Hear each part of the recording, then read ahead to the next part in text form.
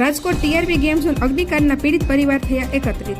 આજે કોંગ્રેસની ન્યાય યાત્રા શરૂ થવા જઈ રહી છે, જેમાં 17 જેટલા પીડિત પરિવાર સામેલ નહીં થાય। અગ્નિકાંડમાં 27 પરિવારોએ પોતાના વાહનસોયાના જીવ ગુમાવ્યા છે। પીડિત પરિવારે મીડિયા સાથે વાતચીત કરી।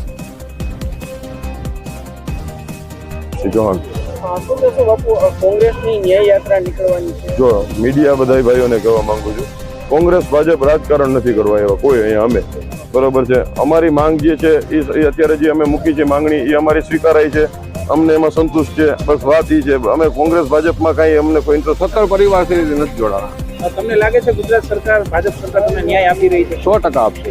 પીડિત પરિવારોએ કીધું કે અમારે કોઈ રાજકારણ નથી જોઈતું, ગુજરાત સરકારની કામગીરીથી અમે સંતુષ્ટ છીએ।